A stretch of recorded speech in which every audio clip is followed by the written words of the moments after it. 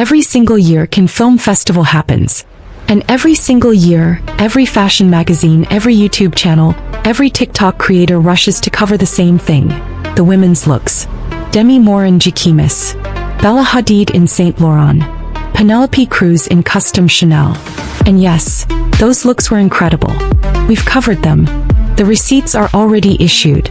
But here's what nobody told you. The men at Cannes 2026? They absolutely cooked. And almost nobody noticed. I went through every single fashion outlet. Vogue, Harper's Bazaar, CNN Style, W Magazine, Who What Wear. And I found that men's fashion at Cannes got maybe 2 paragraphs. Total. Across all of them. Only one outlet, InsideHook, did a dedicated men's fashion piece. Out of thousands of Cannes fashion articles published this year. So today on the Glam Receipt we are fixing that. This is the full breakdown of every major men's look at Cannes 2026. Who wore what, which brands dressed them, and which man actually won the whole festival. Let's get into it. Before we get into the looks, I want to talk about why this happens, because it's actually fascinating. Men's red carpet fashion has always been treated as an afterthought. The logic has been, women wear gowns, men wear tuxedos, end of story. There's nothing to analyze, nothing to debate. But that logic died a long time ago. And Cannes 2026 absolutely proved it. The truth is, men's red carpet fashion is now one of the most interesting stories in the entire industry. And here's why. Women's fashion at events like Cannes is often pre-negotiated months in advance. We've covered this. The brand deals, the styling contracts, the 6-figure placement fees. A woman's Cannes look is frequently a business transaction as much as a fashion statement. Men's fashion? Much less so. Male celebrities at Cannes are still largely dressing on their own terms. Their stylist choices are less corporate, their looks more personal, more experimental, and frankly, more surprising. And in 2026, that produced some of the most memorable fashion moments of the entire festival. Full stop. Let's start with the man who single-handedly made the case for men's fashion at Cannes this year. Colman Domingo. For the Garant screening, Domingo stepped onto the red carpet in a custom Valentino look that stopped conversations mid-sentence. A shimmering purple ensemble featuring a flowing cape-inspired design, sheer sleeves, glittering vertical detailing, and a matching sash around the waist. Paired with sharp gray pinstripe trousers and a striking statement brooch. The comment sections were electric. "Come on purple," one person wrote. "He wears the hell out of color," said another. Colman Domingo always brings it on the red carpet. A sentiment that was shared thousands of times across social platforms. Now here's the fashion context that makes this even more impressive. This is not Domingo's first Valentino rodeo. He has been building one of the most consistent, fearless menswear relationships with the Italian house for years. At the 2025 Golden Globes, he wore a Valentino look designed personally for him by creative director Alessandro Michele, completing the look with Valentino Garavani and Boucheron accessories. At the 2024 Critics' Choice Awards, he wore an all-yellow Valentino haute couture ensemble, mustard jacket, matching trousers, gold Louboutin boots, and a shimmering gold overcoat draped over his shoulders like a cape. The man has a philosophy. He told reporters, "Everything I do, I feel like it's gotta be for the culture. It's gotta be more than just for me." And you feel that in every single look he puts on. Colman Domingo is doing for men's red carpet fashion what Zendaya did for women's, turning it into a genuine cultural conversation. And at Cannes 2026, he delivered his best chapter yet. Now let's talk about the man who became, and I am not exaggerating, one of the most talked about fashion moments of the entire Cannes 2026 festival. John Travolta. And his berets. Travolta was at Cannes promoting his directorial debut, Propeller One-Way Night Coach, a film starring his daughter Ella Blue Travolta. And across multiple appearances at the festival, he showed up in a rotating collection of berets. White, but navy, brown. Always paired with round wire-rimmed spectacles. For the Karma red carpet, he wore a black three-piece suit with a white tie and a cream beret. For the photo call, a black beret and glasses. Each time a different color, the same energy. The internet went absolutely wild.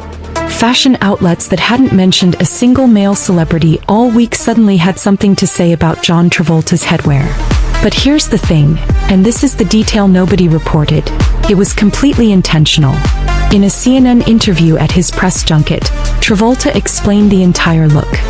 He said, and I'm quoting directly, "I said, I'm a director this time." He cited Stanley Kubrick and Federico Fellini as his references, two of cinema's greatest directors, both famous for wearing berets. Travolta wasn't wearing a beret as a fashion accessory. He was wearing it as a directorial identity. A costume almost. That's not a fashion accident.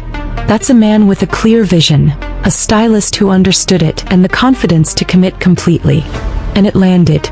Travolta received an honorary Palme d'Or at this very festival, the ultimate Cannes recognition, and he arrived dressed as the filmmaker he's become, not the actor the world remembers. For a 71-year-old making his directorial debut, that's one of the boldest fashion statements at the entire festival. And almost nobody gave him credit for it. Travolta and Domingo were the headliners, but the supporting cast of men's fashion at Cannes 2026 was stronger than any year in recent memory. Let's run through the key names. Sebastian Stan, the Palme d'Or winner for Fjord, leaned into what InsideHook described as understated Cannes cool. A warm brown suit at the photo call. Sharp, considered, and completely confident. Stan understood something that a lot of male celebrities miss. Sometimes the most powerful thing you can wear is something that doesn't shout. His look said serious filmmaker, not celebrity. And for a man who just won the biggest prize in cinema, that reading was exactly right. Adam Driver and Miles Teller, both at Cannes for Paper Tiger, delivered a genuinely interesting menswear double act at the photo call. Driver in a clean monochrome suit. No faults, as multiple outlets noted. But it was Teller's look that actually generated conversation. A V-neck lightweight knit paired with suit trousers in an almost identical warm beige tone. Total tone-on-tone dressing. The kind of quiet confidence that defines modern luxury menswear. Multiple outlets singled it out as one of the better male looks of the festival. Rami Malek, who was at Cannes for The Man I Love, kept things sharper. At the photo call on May 21st, he wore a pale blue dress shirt, black suit jacket, gray slacks, and chunky black loafers. Clean, intentional European insensibility. Malek has always been one of the more considered male dressers in Hollywood. He favors Prada and understated luxury, and at Cannes he kept that energy consistent. Charles Leclerc, and this is the one that fashion media completely slept on. The Formula One star, who was at Cannes on a break from the racing circuit with his wife Alexandra, showed up in Giorgio Armani. Leclerc has been quietly building a fashion profile for the past 2 years.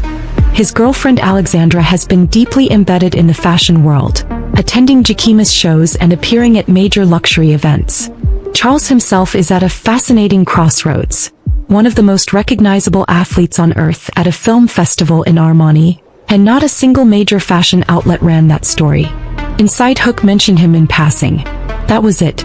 Charles Melton, the Riverdale actor, also delivered strong menswear at the festival, with multiple sources noting his looks as standouts among the male contingent. Again, barely reported anywhere. Stellan Skarsgård, described by InsideHook as wearing an absolutely insane fit, that was an early contender for wildest look of the year. Jury President Park Chan-wook kept things immaculately buttoned up throughout. The pattern here is striking. These men were doing genuinely interesting things with fashion. And the fashion media was so focused on the women's side of the carpet that the men's story went almost entirely untold. So what does all of this actually mean? Why does it matter? Here's my take, and this is the receipt. Men's fashion is at an inflection point. The era of men in tuxedos, women in gowns as a red carpet binary is over. It's been over for a while, but Cannes 2026 made it impossible to ignore. Colman Domingo wearing custom Valentino with a cape and sheer sleeves. John Travolta building an entire directorial persona through a rotating beret collection. Sebastian Stan and Miles Teller mastering tone-on-tone modern tailoring. Charles Leclerc, an F1 world champion, showing up in Armani and belonging completely in that space. This isn't men occasionally taking risks. This is men having actual fashion conversations. About identity, about power, about what it means to show up. And the fact that the fashion press almost entirely missed this story in 2026? That's not a failure of the men. That's a failure of the coverage. Here at the Glam Receipt we see it. and we're going to keep talking about it. So, which man actually won in 2026? My receipt says Colman Domingo. The custom Valentino. The cape. The brooch. The purple. It was fearless, it was specific, it was him. And it was completely ignored by anyone who wasn't already paying close attention to menswear. That changes today. If this video showed you something you didn't see anywhere else, that's exactly what the Glam Receipt is for. Like the video, share it with someone who thinks men's fashion is boring, and subscribe so you never miss a receipt. The receipt for today has been issued. I'll see you in the next one.